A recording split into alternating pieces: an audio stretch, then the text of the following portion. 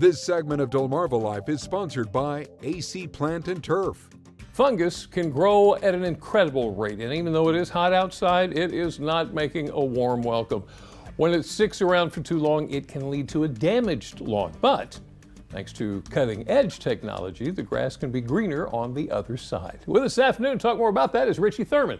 He's the president and owner of AC Plant and Turf. Thank you so much for joining us. Thank you for having me. So let me ask you about fungus. How does it initially start to spread?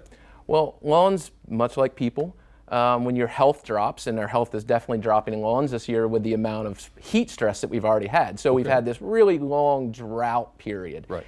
And then so what happens is the lawn is weaker. It's not as strong. Then what happens is everyone's irrigating more. They're watering their lawn, trying to keep up with it. They keep turning it on more. They start to water in the afternoon.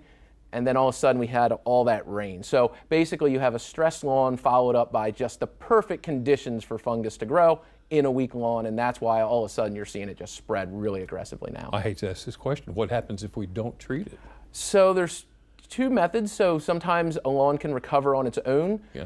Unfortunately, right now we're in a condition where that's not the case. So if it's not treated, eventually it starts to kill the lawn off. If it's treated in time, most of the time the lawn will bounce back. But even just your mower at this point, people will see these tracks where they're like, oh, does my mower spilling something? It's actually tracking the fungus right through the grass. So if you had a bad patch of fungus and all of a sudden you see mower tracks in your yard, it's actually tracking the fungus right out of that spot on the mower tires. And spreading it around. Spreading it around. Yep. So how do you do a treatment? How does the fungus treatment work? So we use a really high-end quality fungicide. You have to identify.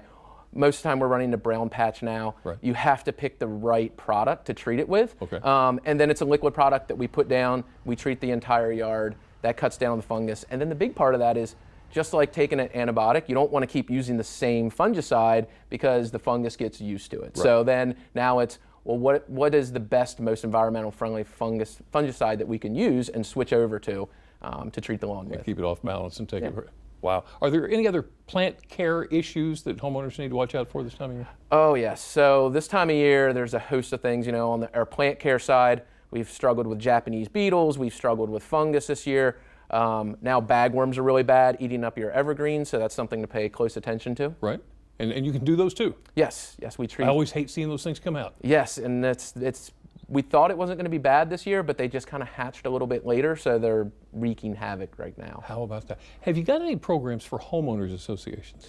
Yeah, so one of the big things that people miss out on, and when they're asked, okay, who's your biggest competitor on the plant care side, we always go, knowledge. And one of the things that we really have a strong department of, and that's our HOA treatment side, both for plant and turf.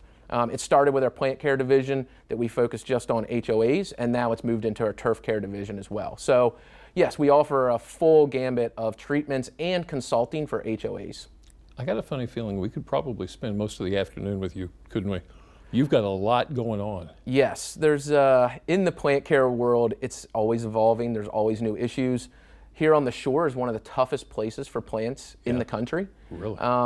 We plant things that belong in the south or belong in the north, or we plant cool season turf that's good to 85 degrees, and well, it's very rarely 85 degrees here in the summer. Yeah. So there's always a lot going on here. We have our salt spray, we have high humidity here, so we have a lot of conditions, sandy soils, just makes it a tough place for plants to grow. Is there a way we can find out more? Yes, so there's a bunch of different things. We're on Facebook, we're on Twitter. We have a good website set up. We also have a bunch of YouTube videos that we put out. Okay. Some of it is for the business, some of it is just knowledge for homeowners. So things that they can see about their irrigation, about things to look for in their lawn, things to look for in their plants. I'll tell you what, you have spread a lot for us already. Richie Thurman, the CEO of, make sure I get this right, president and owner of AC Plant and Turf. Thank you so much. Thank you for having me. Talking to us this afternoon.